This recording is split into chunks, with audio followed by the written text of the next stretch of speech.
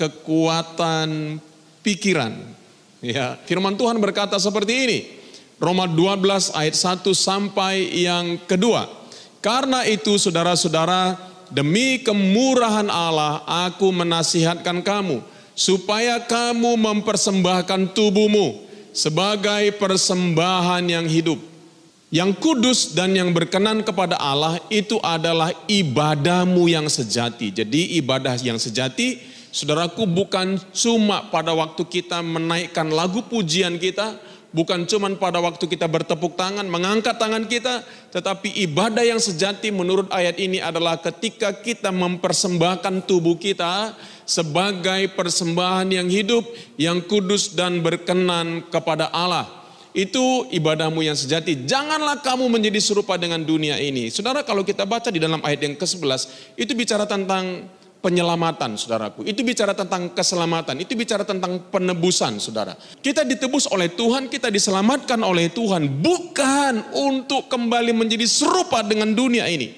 Tetapi kita diselamatkan supaya kita menjadi serupa dengan gambaran Yesus. Itulah sebabnya firman Tuhan berkata, tetapi berubahlah oleh pembaharuan budimu, pembaharuan pikiranmu. Jadi saudaraku, Alkitab mencatat, Alkitab memberitahu kepada kita, kalau kita mau menjadi serupa dengan Kristus, kalau kita mau hidup kita, tubuh kita dipersembahkan untuk Tuhan, itu harus dimulai dengan apa? Dimulai dengan pembaharuan pikiran kita.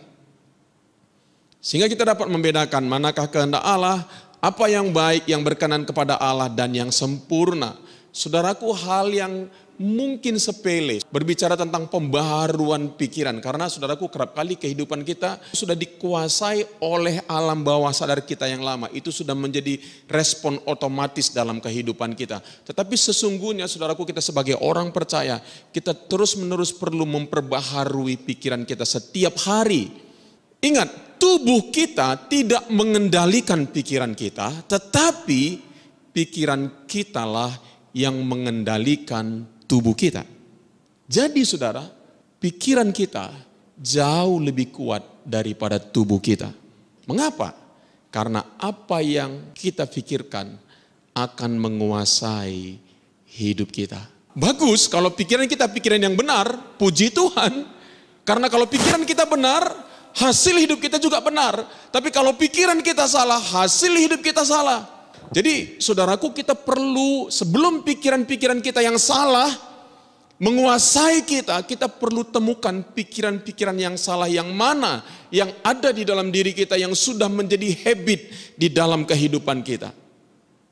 Nah, kalau tidak saudara, maka kehidupan kita berakhir dengan hal-hal yang tidak baik.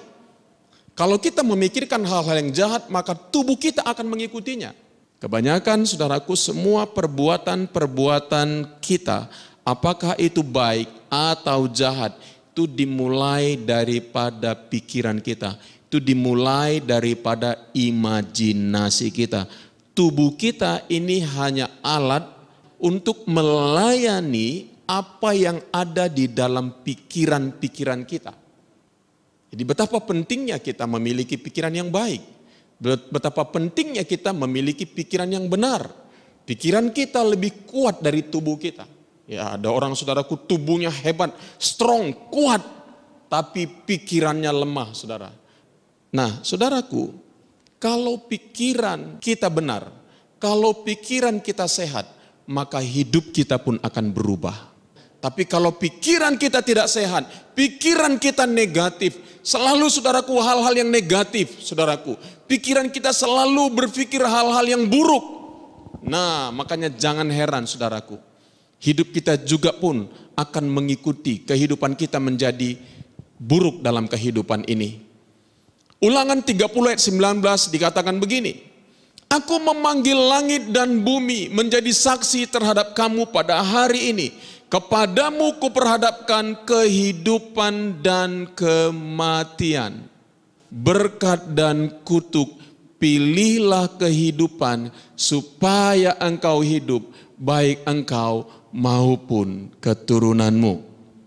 Satu kali ada sebuah perusahaan mengirim seseorang pergi ke sebuah negara Ya, karena mereka sedang memasarkan produk mereka, sepatu atau sendal.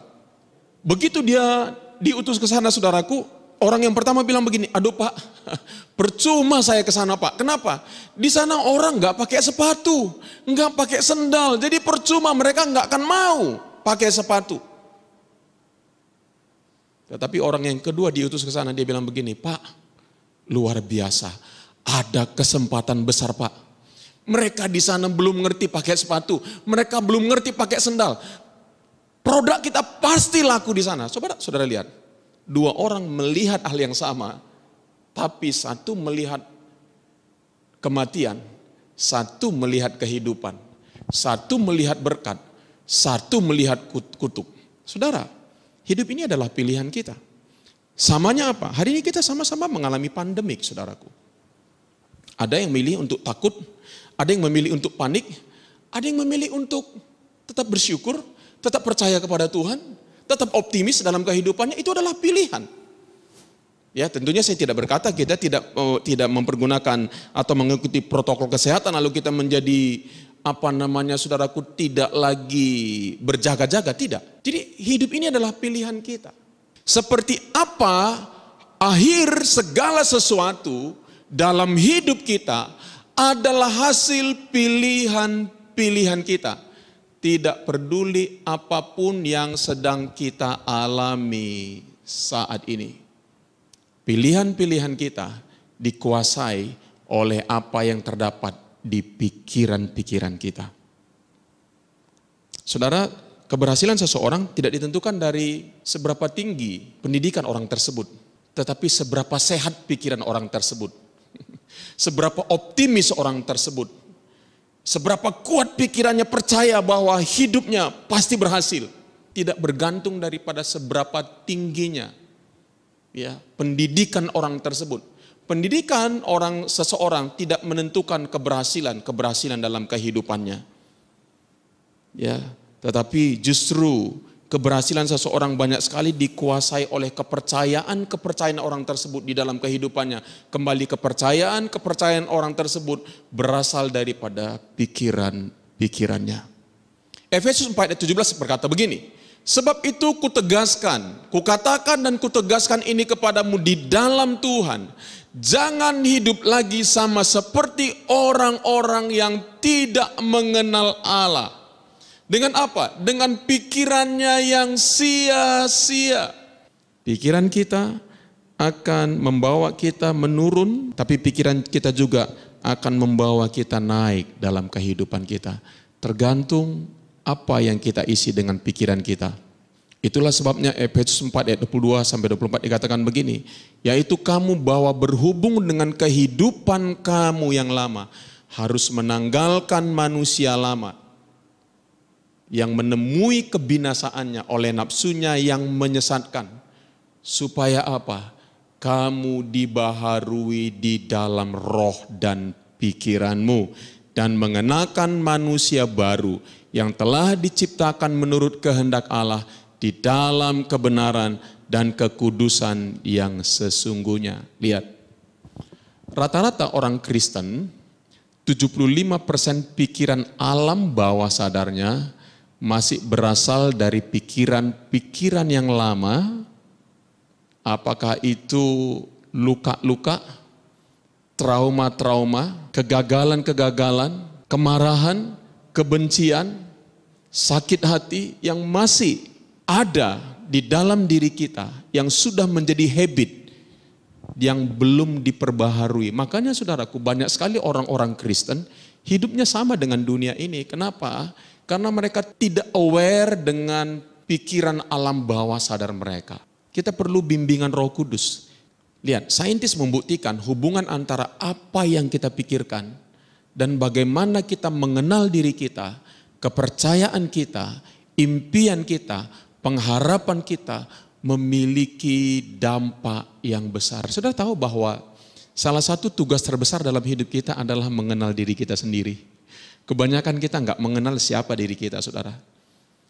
Saint Augustine berkata begini, kalau kamu tidak mengenal dirimu, kamu nggak akan bisa mengenal Tuhan. Benar loh saudara. Itulah sebabnya kita perlu aware dengan apa yang ada di dalam diri kita. Aware itu kita perlu berjaga-jaga atau waspada atau sadar ya dengan apa yang terjadi di dalam diri kita. Kita bisa melihat itu lewat apa? Lewat respon-respon kita.